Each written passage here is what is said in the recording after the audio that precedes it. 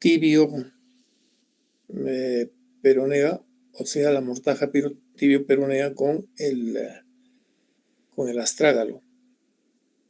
Estos ligamentos son los ligamentos que unen el peroné con el astrágalo y el calcáneo. Entre estos ligamentos tenemos el ligamento peroneo anterior, tenemos el ligamento peroneo calcáneo y el ligamento peroneo posterior.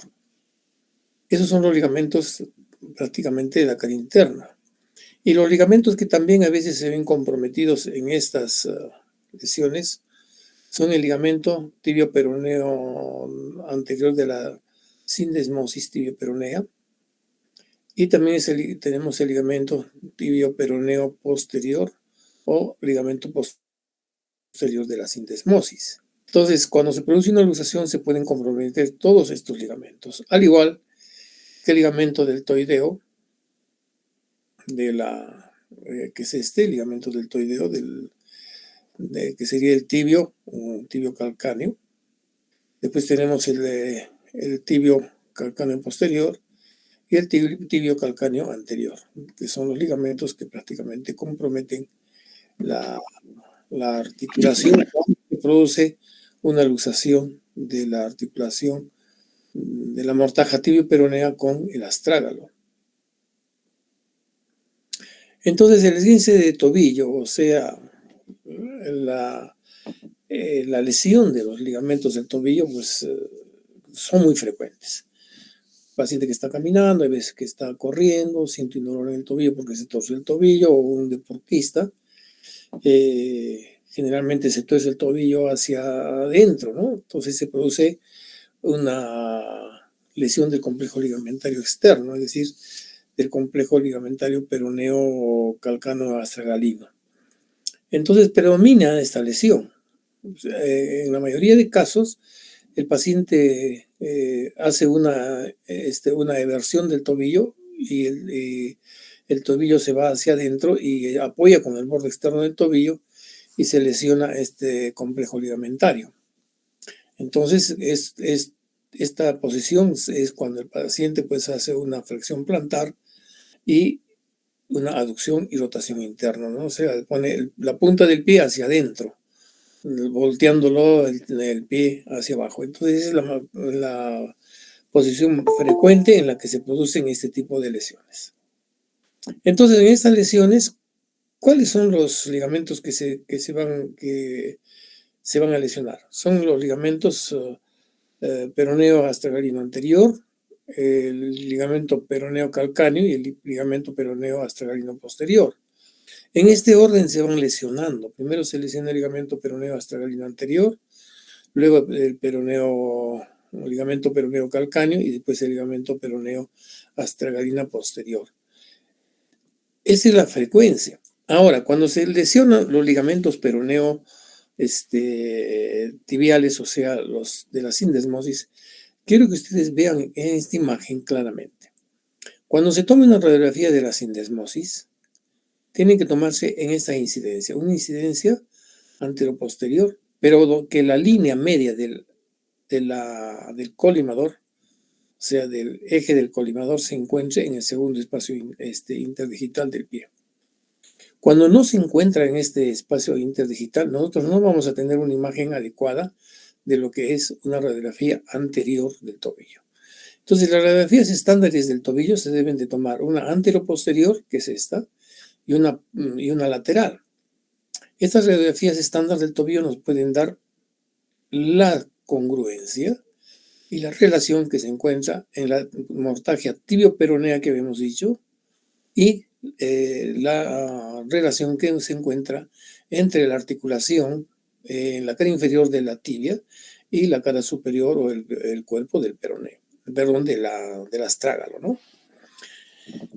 Hemos dicho que cuando se produce estos esguinces, ¿qué es lo que se lesiona además de los ligamentos peroneo calcáneo astragalinos y peroneo deltoideo, perdón, tibial deltoideo calcáneo astragalino? Se va a lesionar la mortaja tibio-peronea. A esta parte se le denomina la mortaja. ¿Por qué se llama la mortaja? porque es la que va a permitir que en los movimientos de flexión y extensión del tobillo, el cuerpo del astrágalo, que es más ancho en su parte posterior, haga que esta articulación se separe, se abra un poco, para que el ancho del cuerpo del astrágalo pueda tener relación con la mortaja tibio-peronea. Y cuando se pone en flexión dorsal el pie, ¿no? O sea, la punta del pie se lleva para arriba y hacia atrás, esta mortaja va a tener su misma dimensión, o sea, va a recuperar su dimensión. Entonces, la mortaja tibio-astragalina se abre cuando nosotros ponemos la punta del pie hacia adelante, o sea, hacemos una flexión plantar. Y llega a su posición normal cuando nosotros ponemos el pie en posición neutra. Pero ¿cómo nosotros podemos determinar que se ha lesionado la mortaja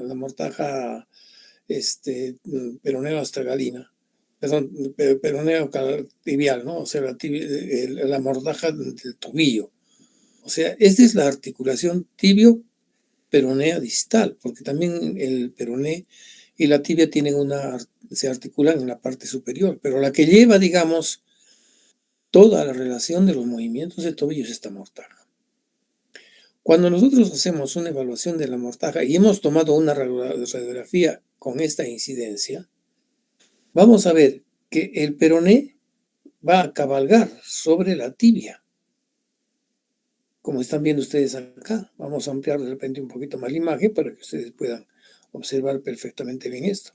Vean ustedes acá cómo el peroné está cabalgando sobre la tibia. Y este cabalgamiento tiene relación en dimensiones con el espacio libre que queda en esta parte. Vean ustedes cómo acá el peroné está dejando un espacio libre. O sea, la articulación es todo esto.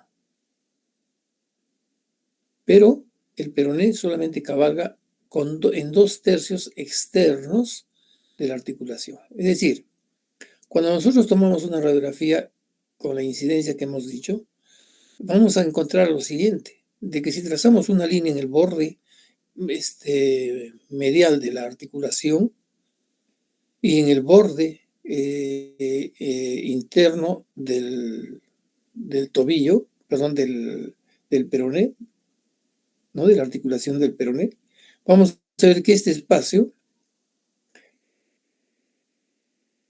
va a duplicarse entre esta línea, que es la línea del borde anterior del peroné en la mortaja, con la línea externa, que va desde el borde externo de la superficie articular de la tibia, ¿no? Y que se dirige hacia la parte superior, pasando por el tubérculo posterior de la tibia.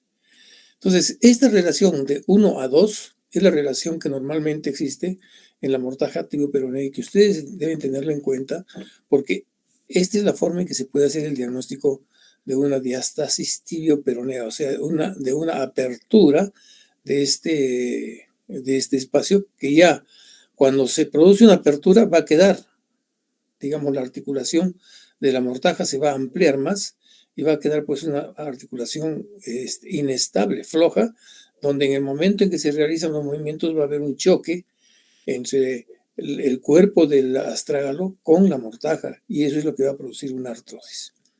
Por eso que en toda lesión que se produce a nivel del tobillo, donde se ha producido una apertura de la mortaja tibio-peronea, tiene que esa mortaja volvérsela a su nivel y a su lugar para que se produzca una cicatrización de los ligamentos y tenga esta relación y no vaya a estar más abierta esta mortaja. Entonces eso hay que tener presente en la radiografía del tobillo. Entonces la radiografía del tobillo nos permite tomar una imagen en la cual vamos a ver nosotros la mortaja tibio-peronea. Vamos a ver la relación de la mortaja tibio-peronea con el cuerpo del astrágalo. Vamos a ver la relación que existe entre el peroné, el vértice del malleolo peroneo, con el cuerpo del astrágalo, con el tubérculo peroneo del astrágalo, y la relación que existe entre entre el malleolo tibial, el vértice del malleolo tibial, y vean ustedes el calcáneo, el astrágalo también, ¿no? Entonces eso es importante y esa es esta es la radiografía que se debe tomar para poder determinar estas relaciones normalmente.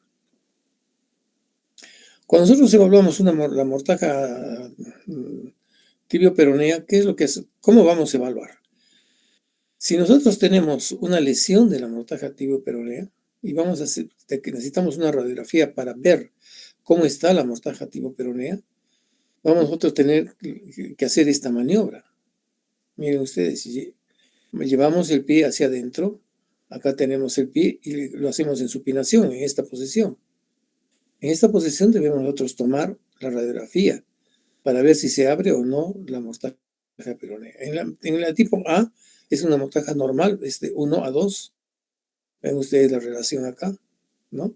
Y vean ustedes la relación que existe entre el tobillo a nivel de la relación que existe también entre lo que es el malleolo tibial y el calcáneo. Vean ustedes acá, cuando nosotros hacemos esta maniobra, se produce una apertura, ¿no? de la mortaja. Y vean ustedes, acá ya, ya se ha perdido la relación. ¿Por qué? Porque miren ustedes, acá no está el peroné cubriendo parte de la articulación de la mortaja tibio-peronea. En este caso está completamente separada, ¿no? Y acá, pues ya miren ustedes, está completamente abierta. Vean ustedes acá la relación. Les decía que era una relación de 1 a 2, ¿no? Se mantiene la relación.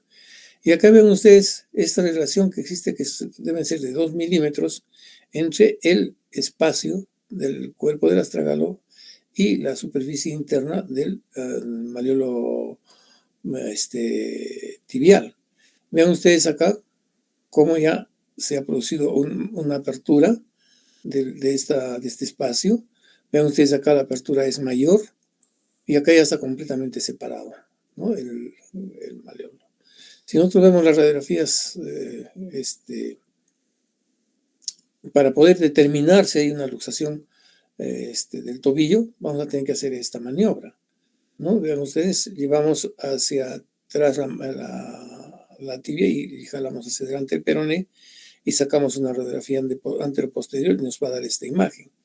Que la relación que nosotros veíamos anteriormente con esta relación se pierde, ¿no? Porque vean ustedes acá, en esta imagen que vamos a observar, vean ustedes cómo el astrágalo se ha dirigido hacia adelante. Y cuando hacemos esta maniobra, que es la maniobra para tomar una radiografía del malleolo, y hacemos esta maniobra y sacamos la radiografía, ya debemos encontrar esta imagen. Pero cuando hay una luxación vamos a ver esto, ¿no? En que se abre este espacio. Y vean ustedes cómo se ha abierto este espacio. Y vean ustedes, acá estaba la articulación del peroné, pero ahora la articulación se ha desplazado hacia arriba. Y vean cómo se ha separado también la tibia del cuerpo del astrágalo. Entonces, todas estas maniobras son las que nos interesan y que ustedes deben de tenerlas en cuenta.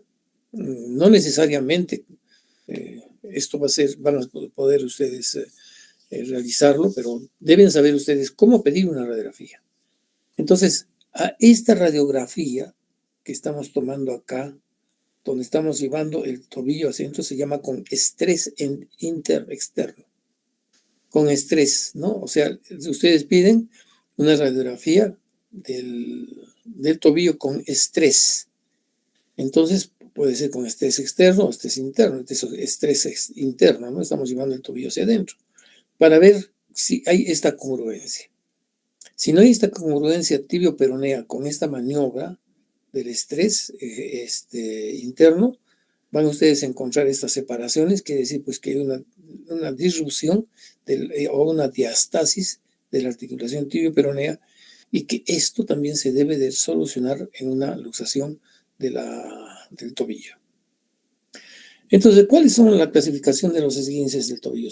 El de primer grado es cuando se ha lesionado solamente el ligamento peroneo astragalino anterior, como habíamos dicho, ¿no? Cuando se produce la primera lesión del ligamento peroneo astragalino anterior, es el primer ligamento que se lesiona cuando caemos con el pie en eversión y la punta en flexión, ¿no? Entonces, ese es el esguince de primer grado. El esguince de segundo grado ya será cuando se ha lesionado el ligamento peroneo astragalino anterior y el ligamento peroneo calcáneo, ¿no? Cuando hemos visto nosotros en las imágenes, que vamos a regresar. Entonces, en el grado 1 solamente se lesiona este ligamento peroneo, perdón, el ligamento peroneo astragalino anterior, ¿no? Cuando ya es de segundo grado, se lesiona el ligamento peroneo calcáneo. Y cuando es de tercer grado, ya pues se produce la lesión del ligamento peroneo astragalino posterior, y además de los ligamentos de la sindesmosis, el ligamento tibio peroneo anterior y el ligamento tibio peroneo posterior de la sindesmosis tibio peronea. Entonces, esos son los tres tipos de esguinces que nosotros tenemos cuando se produce. Y el más grave, pues, es lógicamente el que va a lesionar más ligamentos. Entonces, el esguince de tercer grado es donde se lesiona el ligamento peroneo astragalino anterior, el ligamento peroneo calcáneo y el ligamento peroneo astragalino posterior y el ligamento peroneo de la sindesmosis. Entonces, este es el más grave. Tengan presente esta clasificación de los esguinces del tobillo porque esta es una pregunta segura de examen, ¿sí? Entonces tengan presente esto y tienen tiempo para poder anotar cuáles son las lesiones, porque la pregunta va a venir en la clasificación de los esguinces de tobillo. El esguince de segundo o de tercer grado, de primer grado, se lesionan los siguientes ligamentos, entonces se les va a poner una serie de ligamentos. Ustedes tienen que poner pues qué ligamentos se han lesionado, ¿no? En la de primero, segundo y tercer grado. Luego tenemos que el esguince de tobillo, pues, ¿cómo se diagnostica? Primero se le hace una anamnesis al paciente. ¿Qué estaba haciendo? Estaba corriendo, estaba haciendo deporte, estaba caminando, cayó de una porción alta. Y porque esta lesión del esguince de tobillo es tanto de adultos como en jóvenes. Pero en jóvenes la lesión es, no digamos de un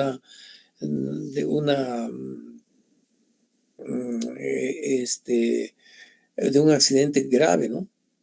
No es de un mecanismo de alta energía, ¿no? Sino es de un mecanismo de baja energía, generalmente. Cuando están corriendo, pues uno se torce el tobillo. Y en los ancianos igual. Los ancianos están caminando, se tropiezan en una vertiente o en una saliencia de una grada o de la calle y se caen torciéndose el tobillo. Entonces, esto pues es la primera, digamos, lo primero que nosotros debemos hacer es indagar cómo se ha producido este accidente, o sea, la anamnesis. Y luego tenemos que hacer pues la exploración. Y no se olviden ustedes, siempre hemos dicho que la exploración de un segmento de los miembros debe de hacerse como exploración bilateral, ¿no? Comparando ambos lados, viendo en qué lado hay la malformación, si en el lugar donde se ha producido el traumatismo o la lesión, ese lugar tiene una deformación o no. Entonces, esta es la primera etapa de su examen clínico. La segunda es buscar el dolor. ¿Qué es lo que van a hacer ustedes? Van a ir palpando las áreas donde se encuentran los ligamentos. Primero, pues palparán en el área donde se encuentra el ligamento peroneo astragalino anterior. Luego recorrerán el dedo hacia el vértice del peroné y buscarán pues la inserción del ligamento peroneo calcáneo.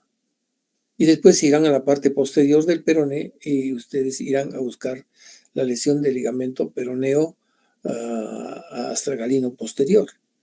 Y examinarán el pie por delante y seguirán a la sindesmosis y palparán, también apretarán el sitio donde se encuentra el ligamento peroneo tibial anterior de la sindesmosis, y con el otro dedo, pues con el dedo pulgar, ustedes apretarán esta parte y después con el índice apretarán la parte posterior de la sindesmosis para buscar el dolor en esta zona. Entonces, mediante el examen de dígito presión sobre cada uno de estos ligamentos, ustedes puedan decir si está lesionado este ligamento o están lesionados estos ligamentos, ¿no? Ahora, ¿qué es lo que sucede con el dolor? Pues va a aumentar a medida que van pasando las horas, va a aumentar el dolor y se va a hacer más edema o mayor inflamación, y lógicamente al producirse la lesión de uno de estos ligamentos se va a producir un derrame articular.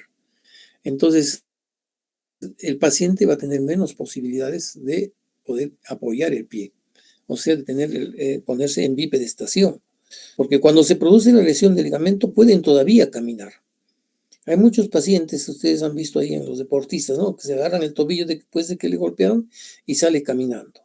Pero a medida que van pasando las horas, de 1 o 2 o 3 horas, se va aumentando el volumen del tobillo, va habiendo mayor derrame articular y va habiendo mayor dolor. ¿Por qué? Por acción también de las sustancias histamínicas que se eliminan en el momento en que hay una agresión. Entonces, este dolor va a aumentar y el paciente no va a poder ponerse de pie, o sea, no va a poder estar en bipedestación. Entonces, en la exploración, cuando hablamos de un esguince del tobillo, ya hemos dicho que generalmente lo que se lesiona en un esguince del tobillo son los ligamentos que están en relación al peroné. Entonces, estos ligamentos que están en relación al peroné, y en el momento del examen clínico, se debe hacer una exploración de esta área, de la área donde hay dolor, pues en el malleolo peroneo, ¿no?, externo. Y va a haber edema, equimosis, y la evaluación radiográfica de la sindesmosis y de la articulación también es importante, ¿no?, en esas posiciones en que hemos visto en las primeras diapositivas. Entonces, ¿cuál es el tratamiento que ustedes deben hacer en atención primaria? Siempre hablo en atención primaria, ¿por qué? Porque ustedes no van a tener los elementos necesarios para hacer un tratamiento que como un especialista o como en un hospital. No van a tener ustedes los elementos necesarios para hacer el tratamiento, porque lamentablemente en nuestro sistema primario de salud, o sea, en nuestros hospitales o en nuestros centros de salud, no tenemos los elementos necesarios para poder hacer todo este tipo de tratamientos. De tal forma que, pues, siempre hablaremos de la atención primaria, ¿no?, en el tratamiento. Entonces, lo primero que deben ustedes hacer, viene el paciente con dolor en el tobillo, es aplicarle hielo, una bolsa de agua fría o hielo. Agua fría tenemos en cualquier sitio. Se le coloca una bolsa de plástico con agua y se le aplica encima el tobillo. Hay que darle los analgésicos adecuados, hacer siempre una exploración de otras articulaciones. Como no son accidentes que han sido de alta energía, entonces no es necesario hacerle un examen completo, a no ser que el paciente haya caído, pues, y haya apoyado la mano, el codo, o se haya golpeado la cabeza. En ese sentido, tenemos la anamnesis. Entonces, pero si no, solamente ha sido ese esguince, entonces le hacemos el examen del área, ¿no? Entonces, le damos analgésicos antiinflamatorios, hacemos el examen. Después, ¿qué hacemos? La inmovilización con férula de yeso. Si es un esguince de primero o segundo grado, se le puede poner una férula de yeso, ¿no?, nada más por 2 o 3 semanas, y después se le indica que comience a caminar con muletas, suspender el apoyo del pie y luego hacer, pues, un vendaje elástico semirrígido o una bota ortopédica articulada. Y después se hacen los movimientos de rehabilitación, ¿no?, la flexión, la extensión. Esta rehabilitación de los movimientos no son simples en el tobillo, porque también el tobillo hace movimientos rotatorios, movimientos de inversión, de eversión, de flexión, de extensión y combinación de estos movimientos. Entonces, por eso es que los movimientos del tobillo en la rehabilitación es compleja, no es solamente de un solo movimiento de flexo-extensión. Ahora, en el caso de la diastasis tibio-peronea, si ustedes ven y al palpar los ligamentos se encuentran pues que existe un dolor a nivel de la zona de la sindesmosis tibio-peronea, tienen que de todas maneras pedir una radiografía. Eso sí creo que tenemos en todos los centros de salud, aunque en los puestos de salud no tenemos, pero ustedes ya pueden hacer el diagnóstico de una lesión de diastasis cuando ustedes palpando el nivel de la sindesmosis hay dolor. Entonces, en este caso, pues hay que poner una bota de yeso con presión medular. Miren ustedes, cuando ustedes encuentran un paciente con diastasis tibio-peronea, es mejor que al paciente le pongan una férula y que lo deriven a un centro de salud donde hay un traumatólogo. Esto de la bota de yeso con compresión bimaleolar, uno tiene que saberla hacer. Y tiene que saber acolchar, sobre todo las zonas maleolares para poder hacer esta compresión. Y la compresión no es solamente apretando pues con los talones de la mano, les llamamos talón de la mano a la relación que se encuentra entre la eminencia tenar y la hipotenar a nivel del túnel del carpo. Entonces con esto se aprieta, pero hay que apoyar los codos, se abren las rodillas y en cada rodilla se pone el codo y se aprieta, se hace una aducción de la rodilla y también con presión de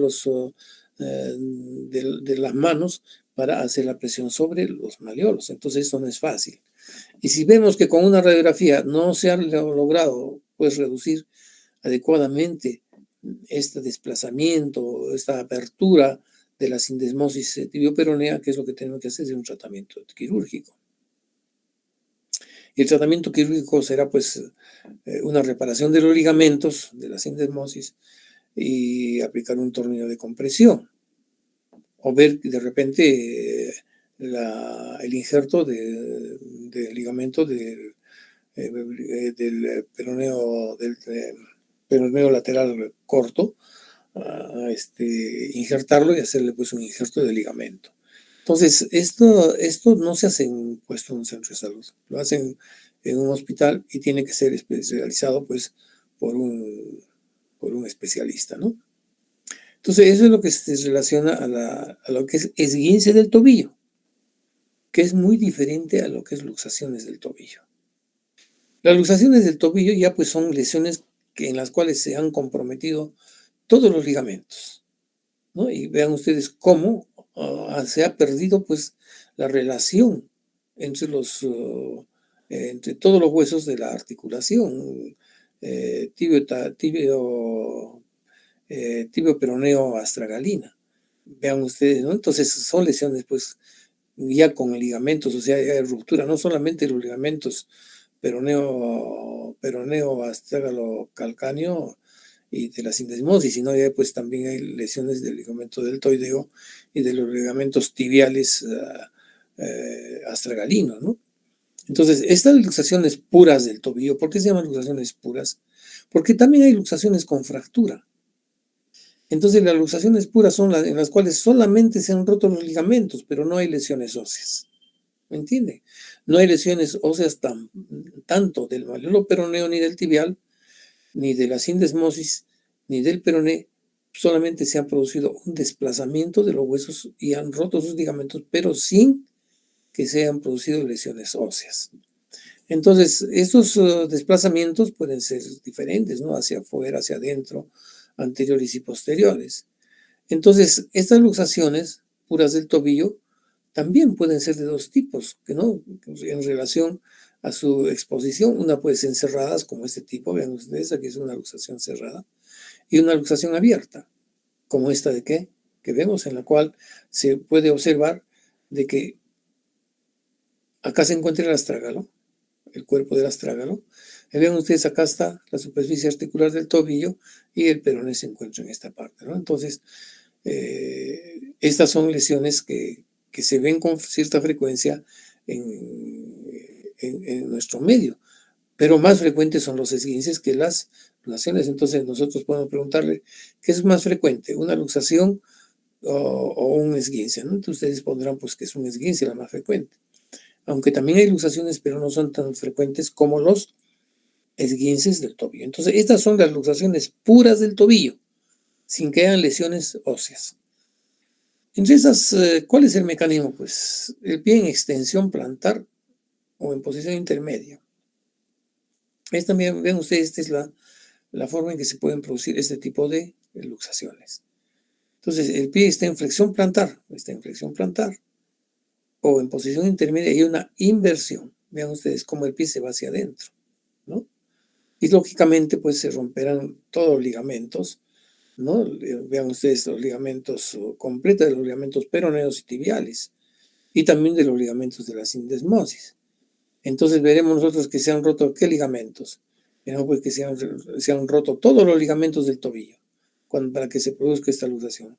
Veremos que se han roto los ligamento peroneo astragalino anterior, el ligamento peroneo calcáneo, el ligamento peroneo astragalino posterior y los ligamentos de la sindesmosis, tanto los anteriores como posteriores, y también se habrán roto pues los ligamentos tibio-astragalinos posteriores, el ligamento deltoideo y los ligamentos tibio-astragalinos anteriores. Además de que se rompen también los ligamentos de la membrana interósea que se encuentra en esta porción alta, y acá tenemos los ligamentos tibiofibulares, bueno, tibioperoneos anteriores. Acá tenemos la membrana interósea y tenemos el ligamento tibioperoneo posterior, que está en el tubérculo de hierro y se va a insertar. Entonces, estas lesiones ya pues son con ruptura de ligamentos, ¿no? En los esguinces también puede haber ruptura de los ligamentos, pero solamente se producen rupturas de los ligamentos a nivel de la cara externa, o sea, en los ligamentos del peroné con su relación astragalina y calcánea y de la sindesmosis, ¿no? Entonces esa es la gran diferencia. Ahora, en la luxación pura del tobillo, pues según esta clasificación de Coburn y Kay, hay una luxación anterior.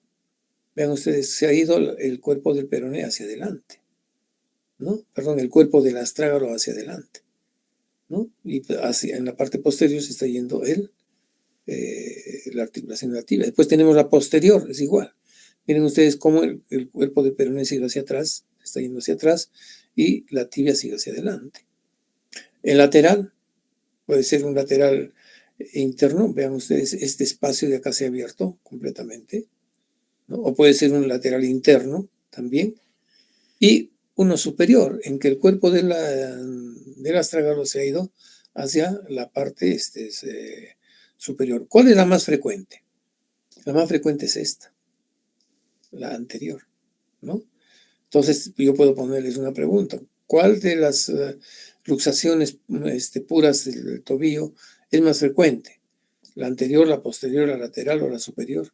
Ustedes pondrán, pues la anterior es la más frecuente, ¿no? Es la que estábamos viendo en las imágenes, ¿no? Vean ustedes, acá hay luxaciones, vean acá está el cuerpo, vean ustedes el cuerpo se ha ido hacia afuera y acá está la tibia, ¿no? Entonces esta es una luxación externa. Miren ustedes en la abierta, cómo se ha perdido toda la relación por la ruptura y la apertura de la piel, que es un gran compromiso, ¿no? Entonces, eso hay que tener presente también, porque ustedes pueden tener ese tipo de luxaciones y lógicamente que deben saberlas reconocer y tratar. El tratamiento inmediato, ya saben ustedes que se hace en el centro de salud. Lo primero que se hace es una evaluación ectoscópica, o sea, ustedes ver. Si más o menos se acuerdan de las imágenes que les estoy exponiendo, van a ver ustedes que se encuentra pues el tobillo deformado, el pie se encuentra metido hacia adentro y el cuerpo del astrágalo está haciendo protrusión adelante y afuera. Entonces, ¿qué es lo que deben hacer al paciente? El paciente lo debemos poner en decúbito supino, ¿no? Se procede a la tracción del pie tomando el tobillo, ¿no? Por un lado, y por el otro se hace la maniobra de presión en la cara externa del tobillo, ¿no? Y para poder reducir la luxación. Esta luxación pura del tobillo ustedes la pueden hacer mediante una maniobra suave de valvización y balización. Después de que ustedes han hecho esta maniobra, pues se va a hacer la reducción de los rayos X de control para ver si está en lugar. Si inmovilicen el tobillo con una bota de yeso o con una férula, preferible con una bota de yeso no muy moldeada, y el paciente debe ir trasladado a un hospital, a un centro de salud. Y en el hospital, pues el traumatólogo verá si va a continuar con esta bota de yeso y después su rehabilitación, o bien va a entrar a cirugía para reparar algunos de los ligamentos. Entonces, ese es el primer procedimiento. Entonces, el procedimiento importante de ustedes es que sepan reducir. Miren ustedes, acá está la luxación, ¿no? Entonces, ¿qué hacen ustedes? Toman el pie del talón y le hacen primero una maniobra llevando hacia adentro, el pie hacia adentro, y luego de que ustedes han llevado hacia adentro el pie, van a hacer, vean ustedes esta maniobra de acá, le ponen el pie en supinación, ¿no? Le ponen el pie en supinación y luego ustedes hacen este movimiento de nuevo en pronación y hacen un juego lateral del tobillo. Y luego ustedes pues procederán a palpar si realmente se han producido la reducción de esta luxación. Entonces, estas son maniobras en las cuales ustedes deben saber hacer. Porque si viene un paciente con esta luxación, no van a esperar ustedes a que el paciente vaya en esta forma a un centro de salud, a un hospital. Porque ¿qué es lo que va a suceder? Va a suceder de que en la parte posterior tenemos los nervios tibiales posteriores y la arteria tibial posterior. Y en la parte anterior tenemos los nervios tibial anterior ¿no? Y tenemos el nervio peroneo anterior. Entonces, estos nervios se pueden lesionar y las arterias también se pueden obstruir y producir una necrosis. O si no, pueden producirse un síndrome compartimental del pie, ¿no? Por compresión. Entonces, miren ustedes acá. Si ustedes quieren reducir, traccionan el talón y con la otra mano pueden apoyarse en el malleolo que está lesionado, ¿no? Que está, digamos, protruyéndose. Este es el malleolo tibial. Y acá está la cabeza del astrágalo. Entonces, ustedes pueden poner su manito acá, jalan el talón y lo que hacen es llevar el talón como si estuvieran sacando la bota del pie y después llevarlo hacia adentro. ¿Vean? Ustedes jalan el talón así, apoyan el malolo de la otra mano, empujan acá a la mano y acá llevan el pie como si estuvieran sacándole el zapato a un paciente. Entonces ustedes hacen esta maniobra y luego de hacer esta maniobra llevan el talón hacia adentro, ¿no? Llevan el talón hacia adentro. Vean ustedes, hacen una inversión. Entonces ya ustedes van a sentir clarito que ha ingresado la luxación. De ahí ustedes hacen el juego, el movimiento del pie, suavemente hacer movimientos de lateralización interna y externa. Después de que se ha reducido, después ponen ustedes una botita de yeso o le ponen una férula de yeso. Si le van a poner una férula de yeso, mejor es que le pongan la férula de yeso en supinación, o sea, con la punta del pie mirando hacia adentro, ¿no? Entonces, y si van a poner la férula, le pueden poner en esta posición, pero siempre tomar una radiografía después de que han colocado la férula o después de que han colocado el yeso para ver si la relación de la mortaja tibio-peronea está junto con el cuerpo del astrágalo. Entonces, esto es importante que ustedes sepan reducir, porque toda luxación es una emergencia. Y si ustedes ven que pueden hacerlo y están entre las primeras horas, 3, 4 primeras horas, a nivel de la zona media, en esta parte de acá, agarran una jeringa con silocaína y ustedes pueden ponerle bien en esta zona anterior o bien por la parte interna del malleolo, le pueden poner una inyección hasta la articulación. Van a aspirar sangre. Entonces, ingresan 5 centímetros de silocaína y después aspiran, ¿no? Vuelven a ingresar 5 centímetros de silocaína, aspiran. O sea, van haciendo un lavado de silocaína con la articulación. Y entonces, ¿qué va a pasar? Que la silocaína va a comenzar a impregnar los tejidos y el paciente a tener menos dolor y se va a relajar. Entonces va a ser mucho más fácil la reducción, si es que ya es una reducción después de 1 hora o 2 horas, ¿no? Pero si en el momento que llegue el paciente, llega después de un accidente, digamos, deportivo, inmediatamente, o estaba caminando en la calle y lo trae inmediatamente, ustedes pueden hacer esta maniobra, ¿no? O esta maniobra la hacen también con un poco de anestesia local si ha pasado digamos 1 hora o 2 horas. Entonces, les vuelvo a repetir, miren ustedes, toman el pie del talón y lo llevan como si estuvieran sacando el zapato. Y luego presionan ustedes en el malleolo, esta parte del malleolo la presionan hacia afuera, ¿no? Hacia la parte externa. Entonces, después de que han hecho ustedes esta maniobra, el pie lo llevan en pronación. O sea, vean ustedes acá cómo estamos viendo el dorso del pie solamente en la posición normal, pero acá ya estamos viendo completamente el dorso del pie, porque está llevándose el pie a pronación. Luego de que han logrado esto, ustedes clarito van a sentir que ha ingresado la luxación, se siente un clic. Entonces ustedes agarran del pie en esta forma, son muy suave, hacen movimientos laterales. Y después de esto le colocan al paciente una bota de yeso o una férula, pero muy bien puesta con su vendajito, teniendo presente de no comprimir mucho y también de acolchar bien los ligamentos, y lo pueden transferir a un hospital.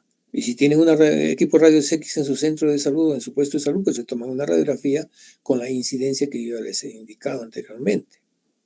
Entonces, ese es el tratamiento de emergencia, ¿no?, que ustedes tienen que hacer y saber aplicar, pues, en estos pacientes en atención primaria. Porque tampoco no van a decir ustedes, yo no soy traumatólogo, yo no lo voy a hacer, porque tampoco ustedes pueden enviar un paciente así con una luxación en la cual llegue el paciente con una trombosis de las arterias y llegue el paciente para ser amputado. Entonces, todo lo que ustedes hagan, tienen que hacerlo con mucha paciencia, no desesperarse, no asustarse. Lo importante es tener paciencia y conocimiento de lo que van a hacer. Por eso en algún momento yo voy a publicar el texto, o la universidad lo publicará, el texto que ya estoy desarrollándolo. Pues he pedido un año sabático para prepararles un texto donde van ustedes a tener todas estas maniobras. Y además en el texto van a ver videos en los cuales ustedes van a ver estas maniobras y van a completar los conocimientos, ¿no? Entonces, el tratamiento básico que va a tener el texto es el tratamiento de atención primaria, que es lo que ustedes necesitan, ¿no? En el cual se va a indicar si que un equipo de rayos X le toma la radiografía, y cuáles son las maniobras o cuáles son los tratamientos de urgencia que ustedes deben hacer con estos pacientes, y además qué exámenes auxiliares más tienen que hacer para evitar que esto se complique, ¿no? Bien, vean ustedes acá el paciente, ¿no?, con su luxación, y ya se le ha puesto una botita de yeso, ¿no? Entonces, para que estos pacientes pueden ir bien en las luxaciones puras del tobillo, pueden ir bien con una bota de yeso. Porque los ligamentos van a cicatrizar, pues en 3 semanas cicatrizan los ligamentos, se retira el yeso, ¿no?, el pie está en posición neutra, y después ya pues, se comienzan los ejercicios de rehabilitación. Por supuesto, después de haber hecho un control radiográfico. Vean ustedes, es la posición primero en que se hace, se jala el talón hacia adelante,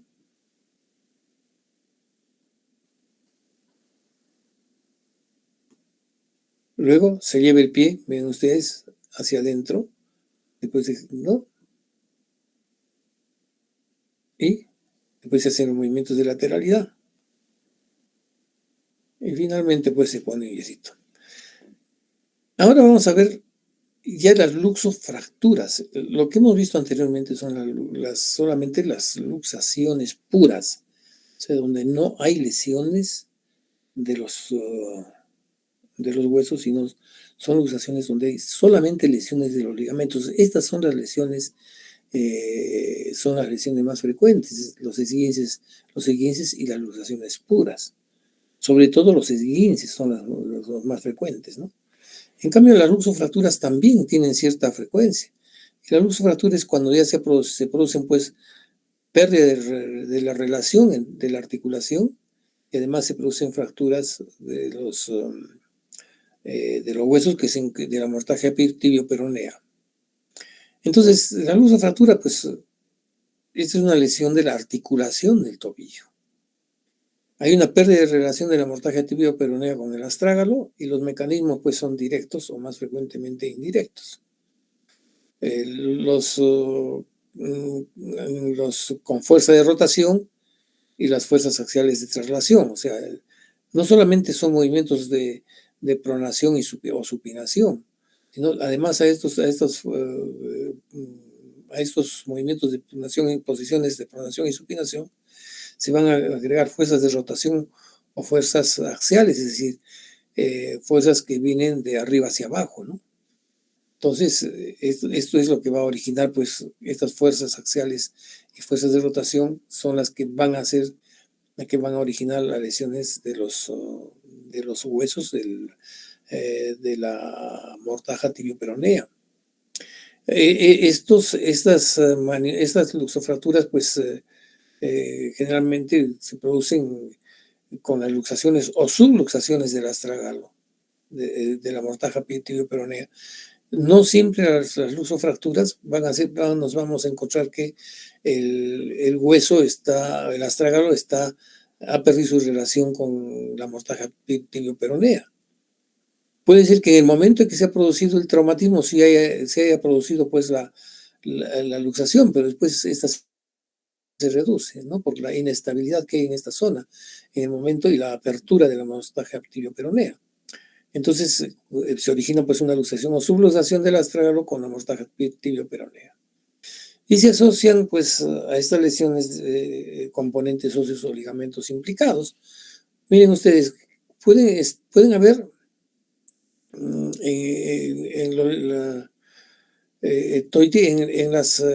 este tipo de luxofracturas pueden haber lesiones del malleolo interno y del ligamento deltoideo, ¿no?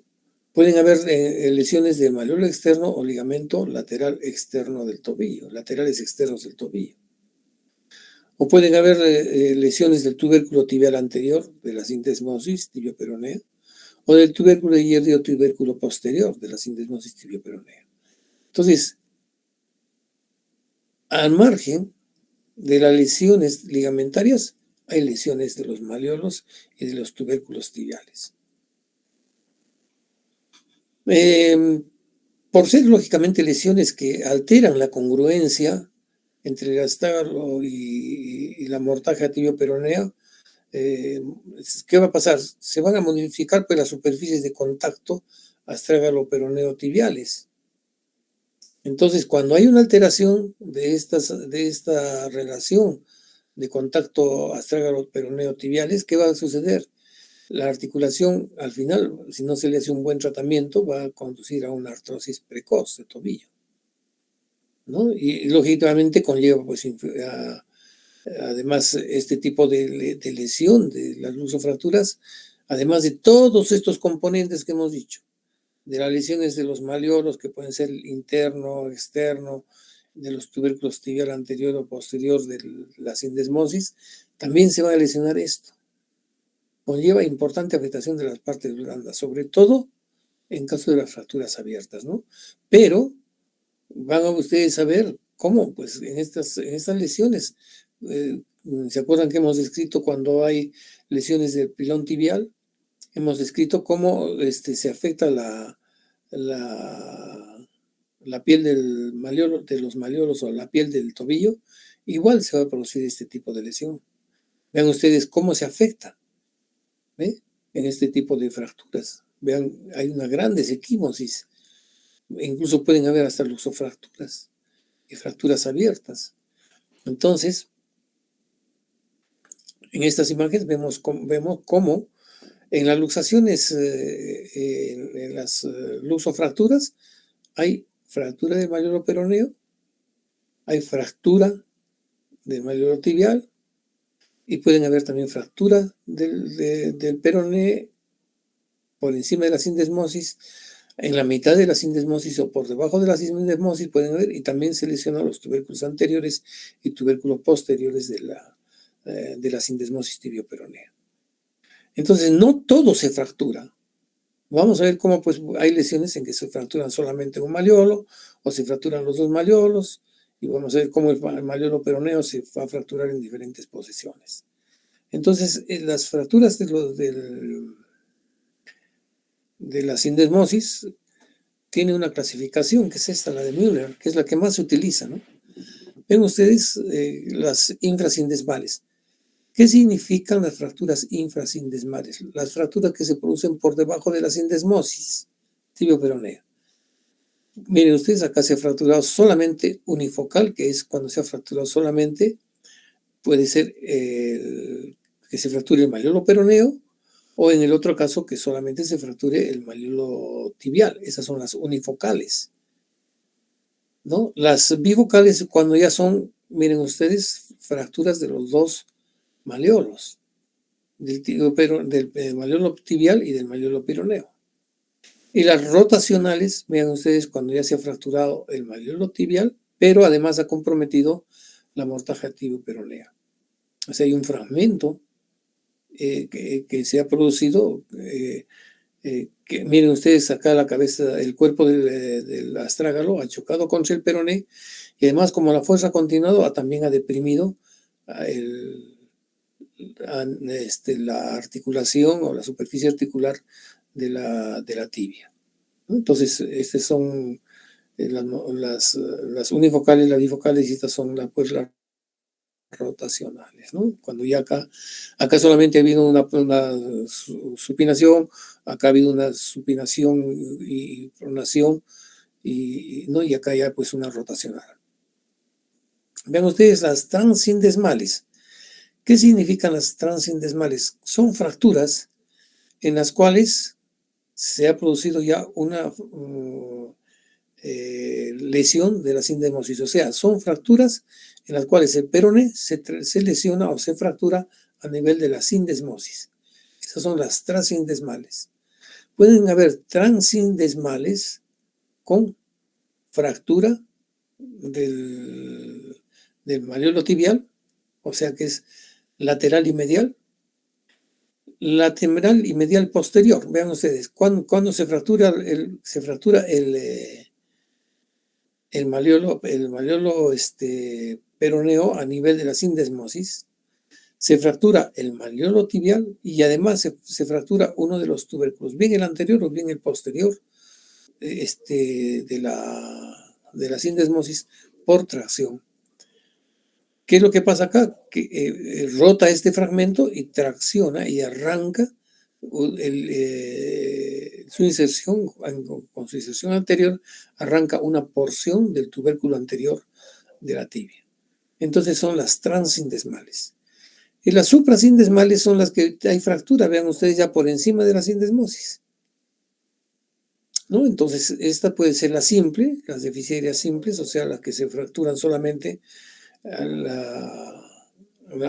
la diáfisis distal del peroné, y además se puede fracturar el malleolo tibial o puede haber un arrancamiento del malleolo peroneo.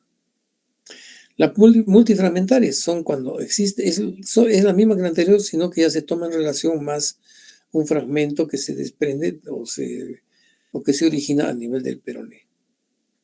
Y las proximales son, pues miren ustedes, cuando hay una fractura del malleolo peroneo, del malleolo tibial, una fractura suprasindesmal y además hay una lesión del peroné a nivel de la articulación tibio-peronea superior. Por eso, cuando hay una lesión de esta naturaleza, se debe tomar una radiografía de toda la pierna, desde la articulación de la rodilla hasta la articulación del tobillo. Porque vean ustedes cómo se pueden complicar estas fracturas, que nosotros solamente le vamos a prestar atención acá, y de repente tenemos una fractura también en la parte superior.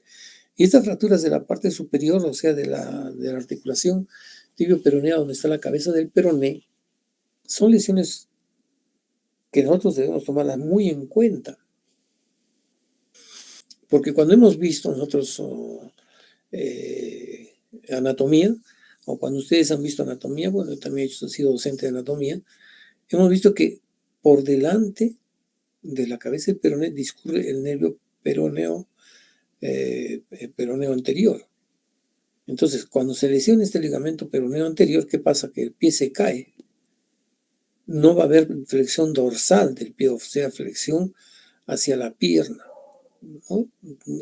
Entonces, el pie se cae y el pie comienza a arrastrarse la punta del pie. Esa es una lesión que es muy difícil de resolver. Entonces, por eso es que ustedes deben tener mucho cuidado en este tipo de lesiones, de siempre hacer un examen neurológico distal, neurovascular, porque puede comprometer la parte proximal de la tibia. Entonces, no se olviden de Müller, que es la que más se está utilizando ahora, ¿no? Esta de Lauer y Jensen también es una buena clasificación, porque está basada en la posición del pie en el momento, pues, de la lesión. Las de pronación y las de supinación. Y en la dirección de las fuerzas causantes, si es además rotación externa, es aducción o abducción. Entonces, esta clasificación de Lauer y Hansen es más de tipo clínica que otra, pero vean ustedes acá.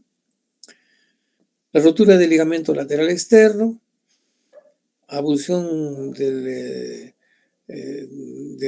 peroné, o bien vean ustedes acá, hay fractura del malleolo peroneo y del malleolo tibial, ¿no? Transversas ambas las fracturas. Entonces sería esta la de la opción número 1. Luego tendríamos la tipo 2, que es esta, que correspondería a la 3 de Müller, ¿no? Una fractura sin 2 de Müller, una fractura sin desmal con arrancamiento del tubérculo, ¿no? Y además una fractura del malleolo tibial, o simplemente una ruptura del ligamento. Y la tipo 3, que es esta, que es una fractura polifragmentaria a nivel de la suprasindesmal, puede haber una ruptura de los ligamentos de la sindesmosis, o puede haber también un arrancamiento del tubérculo anterior o posterior y una fractura del malleolo tibial. Entonces, la que más se está utilizando no es esta, sino es la de AO, ¿no? Entonces vamos a basarnos en esa clasificación. Ustedes tienen que buscar esa clasificación en sus libros. El diagnóstico se fundamenta ¿en qué? En el examen clínico. Ustedes tienen que preguntar al paciente cómo es que se ha producido el accidente, ¿no? Y hacer pues una evaluación clínica. Generalmente estas lesiones son lesiones ya de alta energía en la gente joven, sobre todo en accidentes de tránsito, en los que manejan motos, ¿no? O en deportes también, en el fútbol, sobre todo, o en el rugby, que es el fútbol americano. Entonces, el diagnóstico se basa en el examen clínico que ustedes hagan con el paciente, en la palpación, en la evaluación espectroscópica y también pues en el examen radiológico. El examen clínico, como siempre les he dicho, es una inspección detallada espectroscópica comparativa, ¿no? De los malleolos. Hay que ver las deformaciones, las equimosis, las heridas y flistenas que puedan haber. No se olviden de esto. Este es el principal problema que tiene el cirujano en el momento de que se presenten nuestros pacientes. Si viene un paciente en el momento en que se ha producido la lesión, no va a tener este tipo de lesión. Puede tener equimosis, hasta puede tener heridas, pero flistenas y edemas así de volumen considerable no los tiene.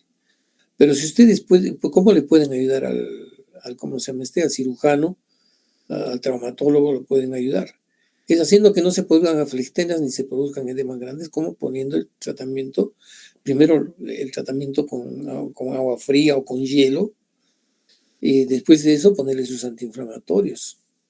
Pueden utilizar incluso AINES y a la vez corticoides, como es la hidrocortisona sobre todo, para disminuir los edemas y una buena inmovilización. Entonces, en la evaluación clínica ustedes tienen que hacer pues también una evaluación neurovascular. Nunca se olviden de que generalmente en las articulaciones distales se van a juntar, tanto en su porción anterior como en su porción posterior, tanto de la muñeca como en el tobillo, se van a juntar vasos y nervios importantes. Y estos vasos y nervios se pueden lesionar o se pueden quedar comprimidos y originar pues una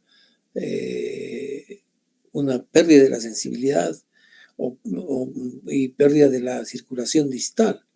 Entonces, por eso ustedes deben tener en cuenta esto. Y si ustedes encuentran esto, pueden tratar de solucionar ese problema, como reduciendo las luxaciones o disminuyendo los edemas con antiinflamatorios, AINES, y hacer pues una buena evaluación, ver el dolor pues en la articulación tibio-peronea, y también ver si existe dolor a nivel de la región sindesmal. Entonces, ustedes tienen que pasar su tratamiento de emergencia, de atención primaria, en base a los exámenes, a los elementos clínicos que se les están presentando, para evitar mayores complicaciones. La evaluación, lógicamente la evaluación clínica va junto con la evaluación radiológica. Vean ustedes, la norma de Ottawa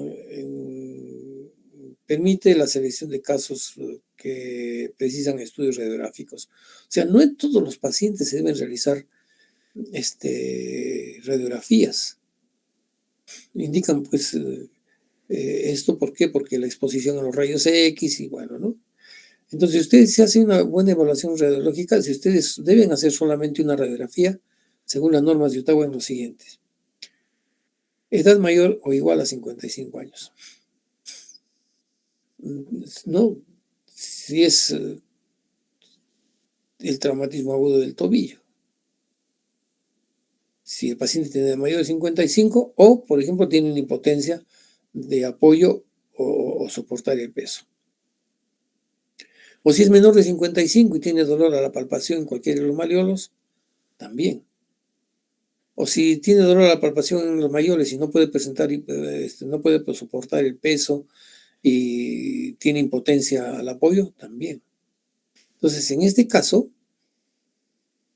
es necesario pues tomar radiografías cuando hay la suma de estos factores.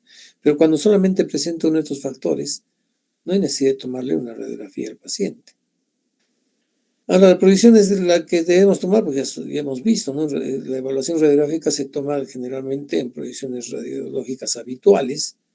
¿Y cuáles son las posiciones radiológicas habituales? Son la anteroposterior,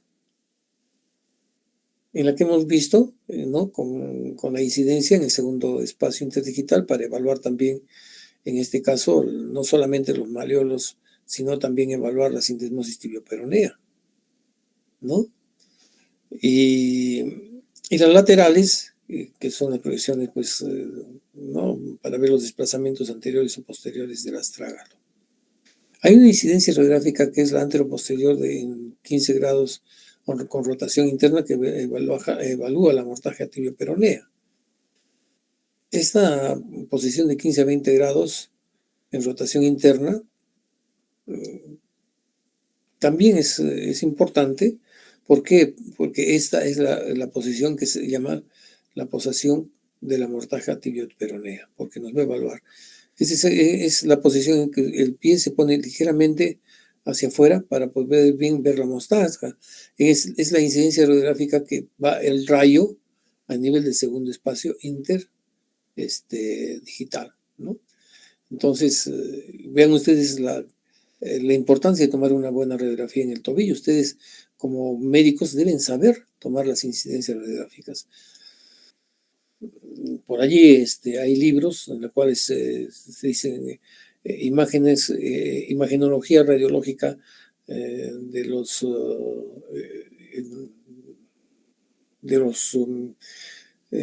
sistema locomotor, así es, y eso les da pues radiografías tanto de la columna como radiografías de miembros superiores y miembros inferiores, ¿no? Entonces, eso es importante que ustedes tengan presente. Vean ustedes lo que se debe tomar en cuenta cuando nosotros hacemos una radiografía. El ángulo talocrural es es una línea que va entre los vértices de los malleolos peroneo y tibial, y una línea transversa que pasa por la articulación. Esto generalmente es un ángulo que nos va a dar de 80 grados más menos 4, o sea, 83 más 4, 83 menos 4, ¿no? Entonces sería este ángulo, hay que tomar en cuenta. Después, ¿qué otro ángulo hay que tomar en cuenta? El espacio, este espacio de acá, este espacio libre es de 4 milímetros, ¿no? Es de 4 milímetros. En el momento de bascular, o sea, si nosotros lo llevamos en una pronación, vamos a ver que este espacio se amplía, ¿no? Puede ampliarse hasta 6 milímetros u 8 milímetros. Pero la báscula astragalina, vean ustedes esta parte de acá, es de 2 milímetros, ¿no? Esta basculación. Entonces, si esto mide 4 y si sumamos la báscula a 2 milímetros, 6 u 8 milímetros, ¿no? Esto es cuando nosotros tenemos la sindesmosis. Es lo que les decía, vean ustedes, sacamos como la sindesmosis es 1 a 2. Entonces, si esto tiene 5 milímetros, pues este espacio de acá tendrá 10 milímetros, que es el doble, ¿no? O sea, este espacio. Entonces es importante que nosotros al realizar una maniobra de pronación vamos a poder evaluar esto, este espacio, que es el que hemos dicho del espacio peroneo astragalino de la sindesmosis. Al hacer esta maniobra nosotros no tiene por qué variar este espacio. Tiene que mantenerse la relación de 1 a 2. Entonces, esto es lo que es importante, una evaluación radiográfica para determinar si hay lesiones de la articulación, ¿no? De la articulación en relación a los malleoles. Lógicamente que en una imagen radiográfica van a encontrar ustedes pues los trazos de fractura. De todas maneras es necesario que ustedes sepan cómo hacer una evaluación de una radiografía normal del tobillo. El tratamiento, ya saben ustedes, es el mismo de siempre, ¿no? Si evidenciamos pues una luxación del tobillo, nuestra prioridad será reducir la luxación. Y el tratamiento que deben hacer, definitivo, pues en este caso, si es una fractura en la cual no hay compromisos bimaleolares y no hay compromiso de la sindesmosis, puede ser un tratamiento conservador. En las fracturas no desplazadas, que son intrasindesmales o transindesmales del peroné sin lesión medial, ¿no? La inmovilización puede ser una gotita de yeso, con el tobillo en dorsiflexión neutra, durante 4 a 6 semanas. Después la carga del peso cuando el dolor lo permita, o sea, si ya no tiene dolor, se le puede comenzar a hacer cargar el peso.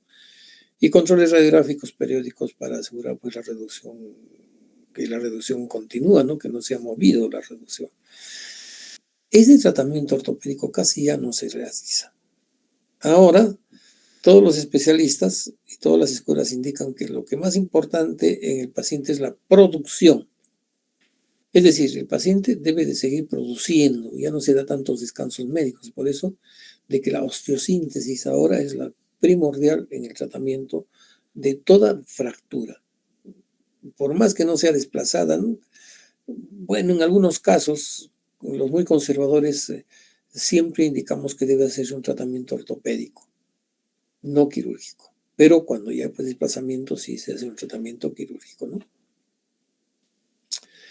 Como les decía, ven ustedes la ventaja sobre el tratamiento ortopédico. La movilización es más rápida después de un tratamiento. En un tratamiento ortopédico, pues estás con su yeso, no lo va a movilizar. En cambio, en un quirúrgico, pues ya después de la operación, a los 2 o 3 días ya puede comenzar a realizar movimientos.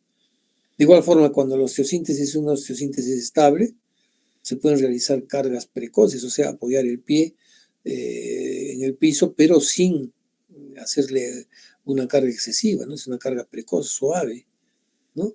La estabilización de los fragmentos y la reducción anatómica es importante para que se pueda realizar, pues, para realizar el tratamiento ortopédico. Entonces, el tratamiento ortopédico, las ventajas que tenemos en el quirúrgico es ¿no? Que hay una buena estabilización de fragmentos con el tratamiento quirúrgico.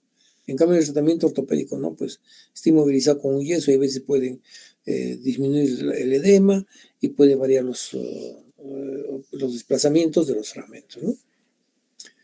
¿En qué caso está indicado el tratamiento quirúrgico? Pues fracturas desplazadas e inestables. Y en caso de que fracase el tratamiento ortopédico, pues llevar a un tratamiento quirúrgico. Pero yo digo, si se fracasa en el tratamiento conservador, es lógico pues que tendrá que hacerse un tratamiento quirúrgico, pero ya será más complicado.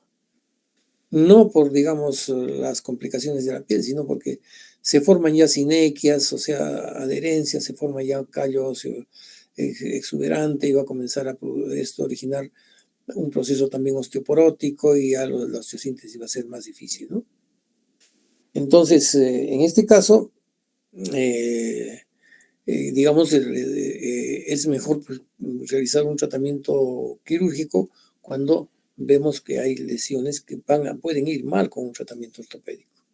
Como les decía, generalmente ahora ya se realiza tratamiento quirúrgico. Casi el tratamiento ortopédico, eh, como digo, somos pocos los traumatólogos que realizamos tratamiento ortopédico. ¿Por qué? Porque el paciente también va a tener un problema, ¿no? De atrofias musculares, rigideces articulares en el tratamiento ortopédico por el tiempo de inmovilización que es de 4 a 6 semanas. Ahora es importante también que en el tratamiento quirúrgico, esto también les puedo preguntar, ¿no? ¿Qué es importante en el tratamiento quirúrgico? Realizar una estabilidad de los fragmentos, que el paciente va a tener una carga precoz, que el paciente no va a requerir de un aparato externo de inmovilización o que el estado de las partes blandas sea mejor, esté adecuado para la cirugía. Este es el importante, vean ustedes. El momento está supeditado a qué? Al estado de las partes blandas. Mejor pues hacer una operación 1 o 2 semanas tener 1 o 2 semanas de espera para hacer el tratamiento quirúrgico. ¿Por qué? Porque la piel va a estar en buenas condiciones. Si la piel está en malas condiciones y se hace una incisión, ya hemos visto que se va a necrosar la superficie, la herida. Y al necrosarse la herida, ¿qué es lo que se va a suscitar? Se va a suscitar una apertura y una infección de la herida, ¿no? Entonces la herida se va a necrosar los bordes, se va a abrir y también pues puede producirse una infección de la herida por el proceso inflamatorio. Entonces mejor es esperar quirúrgicamente pues que pasen 1 o 2 semanas cuando la piel esté en buenas condiciones para hacer el tratamiento. Vean ustedes todo el tipo de cirugías que se hacen, ¿no? Por ejemplo, esta es una fractura transindesmal con fractura del malleolo tibial.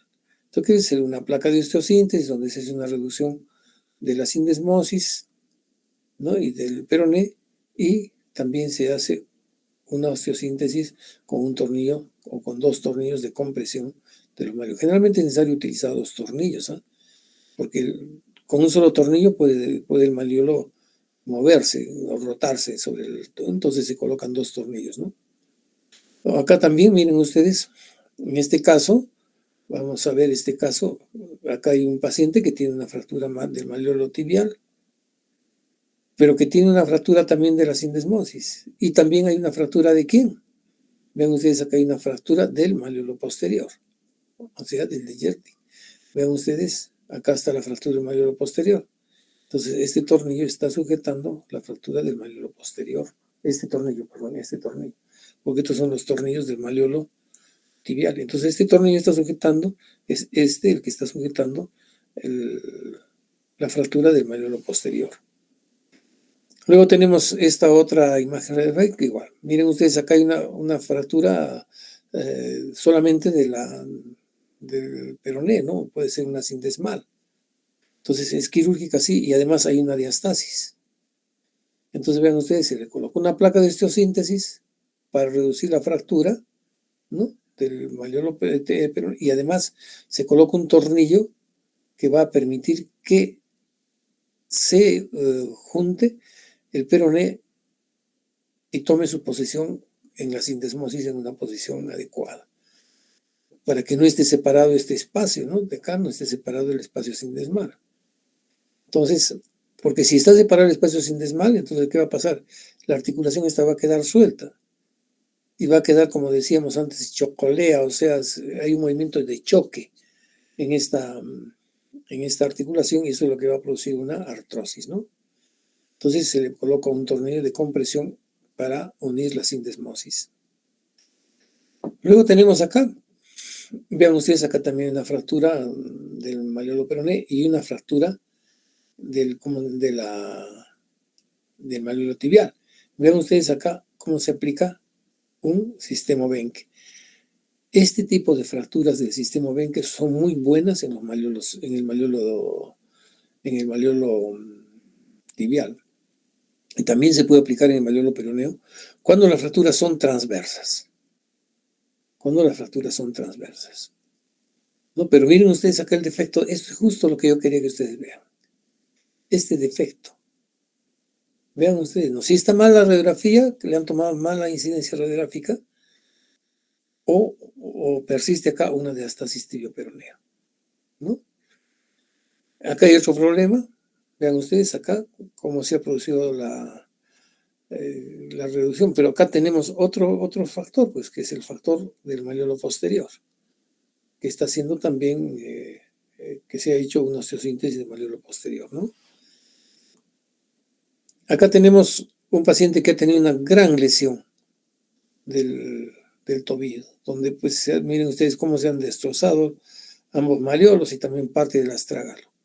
Entonces, ¿qué cosa se hace? Se coloca un clavo intramedular especial que hay para el tipo de lesiones para producir la artrodesis, o sea, ya se une el tobillo en una posición funcional para que pueda el paciente caminar, pero ya no va a poder tener movimientos en el tobillo, sino va a tener su patita, como dicen, piecito de un pie de palo, ¿no? Bien, entonces esto es lo que nosotros tenemos como clase que corresponde el día de hoy. Y no sé si tienen preguntas.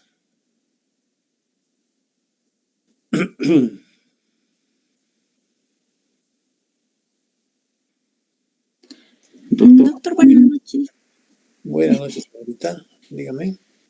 Sí, doctor, tenía una consulta en relación a, por ejemplo, usted había mencionado que para el tratamiento quirúrgico, Sí. en ¿Qué el es? caso de las Identifíquese, fracturas por favor. de tobillo, ¿qué es Palipa Miriam, doctor? A ver, señorita Miriam. Sí, Ya, dígame, usted señorita había Miriam. Usted indicado, participa bastante, me da mucho gusto. A ver, diga usted. doctor, había mencionado que para el tratamiento quirúrgico de las luxofracturas de tobillo es importante, bueno, si la piel está toda dañada, ¿no? Es importante esperar 1 o 2 semanas. Pero en el caso, doctor, de si la fractura es abierta también, o sea, cuando está todo expuesto, así como lo que nos había mostrado al inicio casi de las diapositivas, también se debe esperar para hacer Ya, a ver, la lo reducción. que nosotros tenemos que hacer es lo siguiente. ¿Qué hemos dicho que se hacen en las fracturas abiertas? Que son igual que las luxaciones abiertas. Lo primero que en una luxación se hace es reducir, ¿no es cierto? Pero antes de reducir tiene que hacer un buen tratamiento de lo que es una fractura abierta o una luxación abierta, que ya saben ustedes por gustillo son de 3 grados, ¿no? Entonces, ¿qué cosa es lo que hay que hacer? Pues hacer una buena limpieza, eliminar todos los elementos, cuerpos extraños, limpiar bien la herida y con bastante agua eliminar coágulos, tejidos esfacelados, hacer una buena limpieza de la zona articular para después reducirla y colocarle fijadores externos. En una luxación, de todas maneras hay que colocar fijadores externos y en una fractura también, para tratar de que los tejidos comiencen a revitalizarse, ¿no? En la fijación externa. Y lógicamente, nosotros no podemos suturar las heridas que son heridas muy amplias, porque deben de cerrar por segunda intención. Porque generalmente estas lesiones donde hay compromiso articular, pues la piel se esfacela, ¿no? Entonces hay que llegar a una segunda intención. Es decir, poner fijación externa, ver si los fragmentos se han reducido adecuadamente y curar, pues hacer un tratamiento de esta luxación o de esta luxofractura abierta mediante antibióticos y esperar que mejore todo el cuadro. Ahora, si los fragmentos están muy desplazados, pues habrá que hacer una reducción, es decir, una reducción de la luxación, hacer el tratamiento de la herida y ver si que están muy desplazados los fragmentos, colocar los fijadores externos y tratar de reducir los fragmentos lo mejor posible. Pero no poner pues material de osteosíntesis, ¿no? Porque el material de osteosíntesis es un cuerpo extraño que va a originar de todas maneras procesos de exposición y de mala cicatrización de la herida, ¿no? Entonces eso es importante en los pacientes que tienen, digamos, este tipo de lesiones. Doctor, pero en ese caso no se espera 2 semanas, como No, en el caso de las espera luxofracturas. más. No. Por eso le digo, hay que esperar porque cierre la herida. Se harán injertos de colgajo, todo lo que esté Ah, fuera, pero se ujú. pone la fijación externa para estabilizar las fracturas o la luxación. Ah, ¿Entiende? ya, doctor. Sí, Claro. sí, doctor, gracias. ¿Alguna otra pregunta? Sí, doctor, buenas noches. Una consulta en el tratamiento Identifíquese ortopédico. primero, por favor. Julio Chirinos, doctor. Allá, Chirinos. Dígame, Julio. Sí, doctor, en el tratamiento ortopédico de las luxaciones de tobillo, ¿de qué va a depender utilizar o bien una bota de yeso o de férula? ¿O siempre debe utilizarse una bota de yeso? Bueno, mire, cuando hay luxaciones de tobillo, el tratamiento quirúrgico se debe de hacer cuando hay una diastasis tibio-peronea. Y cuando esta diastasis no sea, estamos hablando de las luxaciones puras, ¿no es cierto? Cuando la diastasis no se puede reducir ortopédicamente, o sea, con una bota de yeso, se debe de llevar al tratamiento quirúrgico. ¿Para qué? Para tratar de hacer que esa diastasis, esa separación de la articulación tibio-peronea de la sindesmosis se vuelva a unir y reparar los ligamentos, ¿no? Los ligamentos tibio-peroneos. Pero cuando no hay una diastasis tibio-peronea en esta luxación pura, entonces se puede colocar un yeso, ¿no? Y reducir primero la luxación, colocar una férula una botita de yeso suelta primero, porque siempre de todas maneras va a haber un edema, y después ya en una segunda instancia, al tercer o cuarto día, hacer una buena reducción. O sea, ya reducir la luxación, hacer su control radiográfico, ponerle yeso y hacer su control radiográfico. Como les decía, cuando hemos presentado las diapositivas, es mejor que esta reducción la haga un traumatólogo. Porque si hay diastasis tipo peronea y se quiere reducir solamente con yeso, se tiene que comprimir los malleolos para juntar el segmento tibial al segmento peroneo. Entonces hay que saberlo hacer. Si no, incluso se fracasara esa reducción ortopédica, hay que entrar a hacer reducción quirúrgica. Porque ¿qué va a pasar? Que si se produce la diastasis tibio-peronea, pues la mortaja tibio-peronea queda abierta. Y esa mortaja peronea, en el momento en que el paciente haga movimientos o camine, va a estar chocando, va a estar jugando dentro de la mortaja tibio-peronea el astrágalo y va a llegar eso a una artrosis. Entonces, no siempre se debe de realizar pues una reducción ortopédica y poner un aparato y eso, sino depende de la radiografía de control y de la relación que haya entre el peroné y la tibia en la sindesmosis. Ok, doctor, gracias. ¿Alguna otra pregunta? Doctor, buenas noches. Sí, ¿con quién tengo el gusto, por favor? Lenin Quilla, doctor. Doctor, tenía una duda más. ¿Inquilla me dice? Lenin Quilla, doctor. Bien, dígame. Tenía una duda más. Mencionó que las fracturas de ese tipo de mallas normalmente suelen ser de alta energía para que se produzca. Mi pregunta era, en caso de que si es que hubiese una fractura de malleolo, ya sea tibial o peroneo, donde esta quede una fractura conminutada. En este caso también se haría el mismo tipo de procedimiento o ya se tendría que hacer algún otro tipo, porque podría ser en caso de que ya tal vez no sea un poco más difícil la verificación. A ver, me estás hablando de una luxofractura de tobillo, ¿no es cierto? Donde ya no es una luxación pura. Entonces, cuando son luxofracturas de tobillo, si nosotros encontramos que hay un maleolo, hemos dicho de que pueden haber dos posibilidades de tratamiento, las ortopédicas y las quirúrgicas, ¿no es cierto? Generalmente las fracturas de los maleolos son fracturas por arrancamiento, o pueden ser en las del peroné. En las fracturas del maleolo tibial es cuando se desplaza el cuerpo del astrágalo y golpea al peroné, al maleolo tibial y lo desprende, o bien puede desprender al maleolo tibial con parte de la superficie articular de la tibia.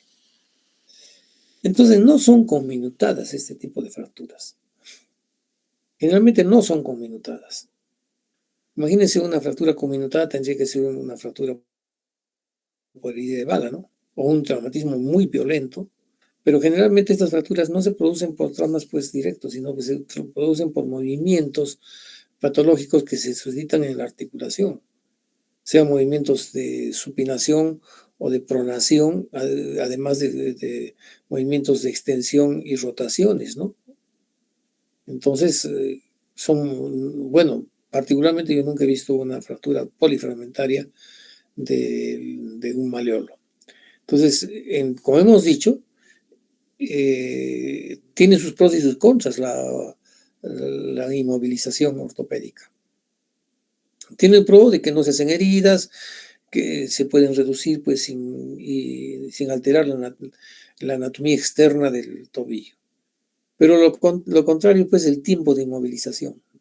Y hay veces que después de que se hace la reducción, pues disminuye el edema y se movilizan los fragmentos. Y hay que entrar a la quirúrgica. Por eso es que es preferible, en algunos casos, cuando no se maneja bien un aparato de yeso, no se sabe hacer un buen aparato de yeso, preferible entrar a hacer una reducción quirúrgica. Pero como les digo, no he visto yo fracturas conminutadas y tampoco la bibliografía menciona fracturas conminutadas del maleolo peroneo en las fracturas de tobillo.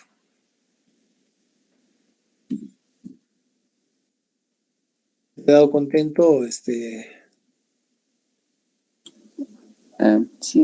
¿Cuál es su apellido, por favor? Quilla, doctor, con Q. Quilla Lenin. Inquilla Laura. Con Q, doctor. Quilla Inquilla. A ver, un momentito, déjame ubicarlo, por favor. Inquilla Lenin, ¿no? Cierto. Inquilla tiene que participar más. Tiene que participar más, Inquilla. Ya sabe su nota, ¿no es cierto? ¿O quiere que se la diga? Sí, doctor. ¿Quiere usted que se la diga su nota, que le diga su nota del examen? Sí, la vi, doctor. La vio entonces, no, claro, pues ustedes pueden ver sus notas, ¿no? Muy bien, ¿alguna persona más que quiera participar? Doctor, una pregunta, disculpe. Su apellido, pues dígame su apellido. Chambi Yupa, doctor. A ver, vamos a ver un ratito. Primero lo ubicaré. Pedro. Sí, doctor. Pedro, muy bien. Dígame, Pedro. Doctor, una pregunta. Con respecto a cuando habló usted de los esguinces del tobillo, con respecto a los ligamentos laterales, tales como el peroneo astagalino anterior, el peroneo calcáneo y el peroneo astagalino posterior, hay una clasificación, ¿no?, que sea según su gravedad en grado 1, grado 2 y grado 3. Lo que quisiera saber, doctor, era que existe tal vez una clasificación en donde se puede clasificarlo mediante el número de ligamentos afectados. Pues casualmente esa es la clasificación, el número de ligamentos afectados. La clase 1 es cuando se afecta solamente el ligamento peroneo astragalino anterior. El tipo 2 es cuando se afectan el ligamento peroneo astergalino anterior y además el ligamento peroneo calcáneo. La 3 es cuando se afectan el ligamento peroneo astergalino anterior, el peroneo calcáneo, el ligamento peroneo posterior y además los ligamentos de la sindesmosis, que es la más grave, ¿no? Entonces, esa es la clasificación que se hace digamos, por las lesiones de los ligamentos, ¿no? Desde la clasificación. Porque el esguince se lo clasifica en grados, no se lo clasifica en nombres, ¿no? Por ejemplo, AO no tiene una clasificación de esguinces, porque estamos hablando de esguinces, no estamos hablando de luxaciones ni de lusofracturas, ¿no es cierto? Pedro. Sí, doctor. Puede ser bien la discriminación entre esguinces, luxaciones puras y lusofracturas, ¿eh? Son tres nosologías diferentes, que pueden tener los mismos mecanismos, mismos mecanismos. ¿Alguna pregunta más? Buenas noches, doctor. ¿Con quién tengo el gusto, por favor? Laura Vilca, doctor. Laura Vilca, ¿no? Señorita Jocelyn. Sí, doctor. Dígame, Doctor, señorita Jocelyn. una pregunta. En las luxofracturas, para el tratamiento de la fractura de malleolo posterior, ¿en qué casos es recomendable fijar? El malleolo posterior. Bueno, a ver, les explico. Le dicen malleolo peroneo, es el que está al lado del que corresponde al malleolo peroneo, al peroné, ¿no es cierto? El malleolo tibial es el que corresponde al tibial. Ahora, hay otras clasificaciones en que hablan del malleolo anterior y posterior.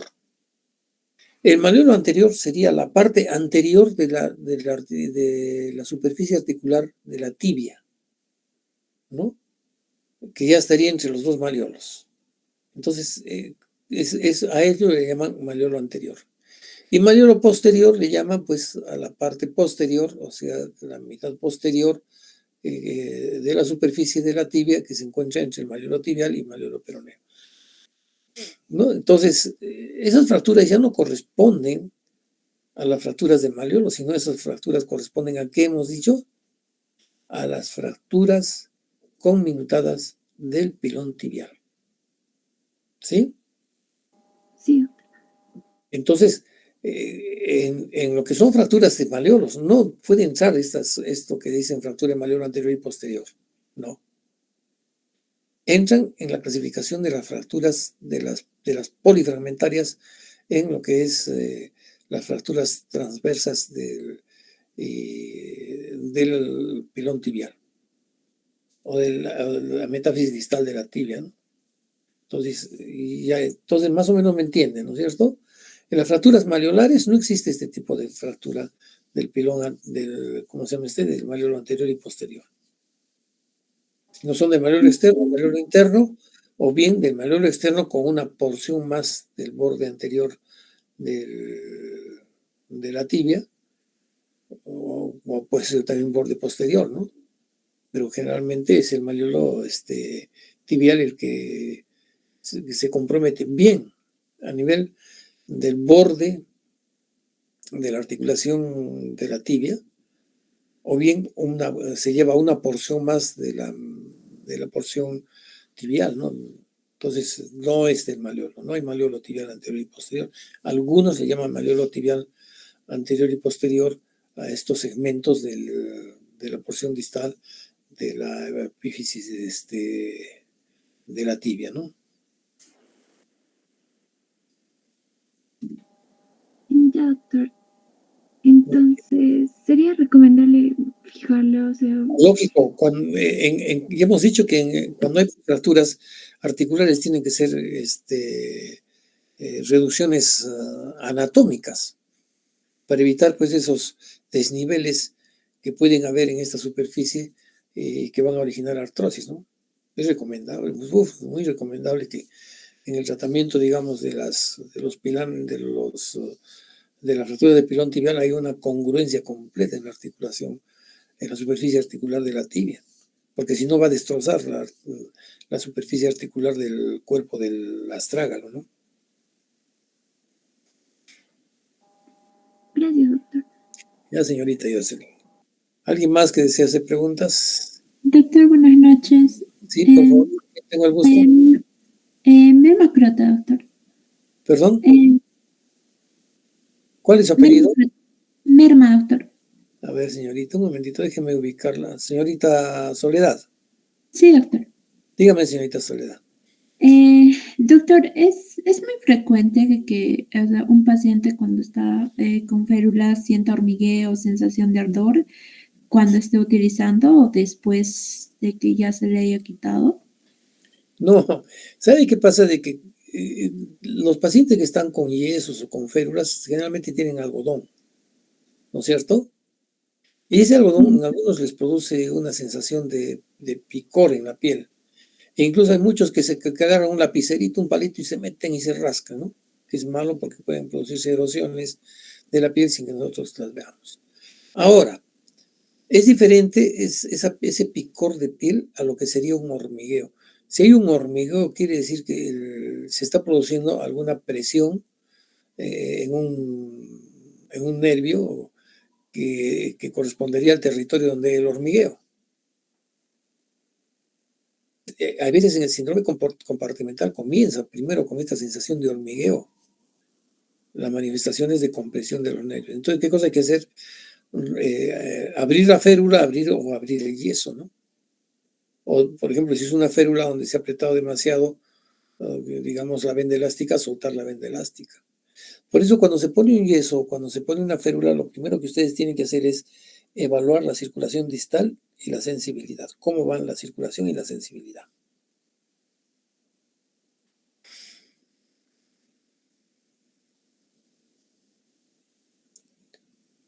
Señorita Soledad. Dígame. Sí, doctor. Sobre todo he visto que refieren más a nivel de la planta, doctor. Hormigueo en la planta del pie. Sí. Bueno, puede ser por compresión tibial, pero no. Puede ser por la compresión del tibial posterior. Es el que va a dar la sensibilidad, ¿no? A nivel de la planta del pie. Pero no es frecuente, ¿ah? Para mí es primera noticia lo que usted me está diciendo. ¿Qué pueden ser pacientitos que se les pone una gota y es una férula y que tienen, pues, digamos, micosis en la piel, en la planta del pie, y también pueden originar cierto tipo de ¿cómo se llama de alteraciones de esa naturaleza, ¿no? Pero no es frecuente. Ya, doctor. Ya, señorita Soledad. ¿Alguien más quiere participar? Hay muchos jóvenes, muchas señoritas y jóvenes que están con pésimos exámenes, notas de examen, y no están participando, bueno. Doctor, ¿puedo participar? ¿Cómo se llama, señorita? ¿Usted cómo apellida? Inquilla, doctor. A ver, señorita. Bueno, doctor, bueno, si el paciente se realiza una luxación, ¿cuánto tiempo es recomendable o cuánto tiempo ya no es recomendable que deba pasar para realizar una reducción manual? ¿O el tiempo máximo que se debe esperar para ya no realizar una reducción manual? ¿En una luxación, me dice? Sí, doctor. Siempre se debe reducir una luxación. Y debe de hacerse, en caso de que pase, digamos, 1 o 2 semanas, pues habrá que hacerle una reducción ortopédica o bajo anestesia general con tracciones. Pero la reducción es de emergencia. Entonces, si usted tiene un paciente que tiene una luxación de tobillo, cualquier tipo de luxación, es de emergencia, debe reducirse inmediatamente. Después de que se pasa 1 o 2 semanas, ya se producen contracturas musculares, se producen rigideces, y ¿qué es lo que hay que hacer? Pues reducciones quirúrgicas, ¿no? Entonces, no hay que esperar a una reducción quirúrgica cuando hay una luxación. Porque no se olvide que cuando hay una luxación, se altera la circulación de la arterial a nivel de los huesos del hueso que está luxado sobre todo. Por ejemplo, cuando hay una luxación de astrágalo, pues, ¿qué va a pasar? De luxación del tobillo, ¿qué va a pasar? Se va a alterar toda la circulación del astrágalo. Ahora, si la luxación va a través de la cabeza o del cuerpo, pues imagínense, ¿no? Se va a alterar todo el sistema vascular arterial del astrágalo. Entonces, eso hay que tener mucho cuidado. Por eso es que las luxaciones son de urgencia. Porque no solamente se van a producir rigideces a nivel de las zonas de articulación, sino que también pueden producirse pues necrosis, ¿no? Y cuando hay esta falta de circulación se van a desprender fácilmente los cartílagos articulares y se van a formar osteocondritis, ¿no? Necrosis de los cartílagos articulares y lógicamente después de esto pues las artrosis de la articulación, ¿no? Critérica. ¿Algo sí, gracias. ¿Sí? ¿Algún otro alumno más que quiera participar, por favor?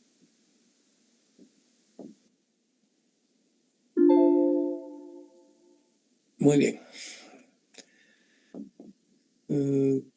Estas notas que les estoy poniendo en participación, estamos sumándolas a la nota del examen.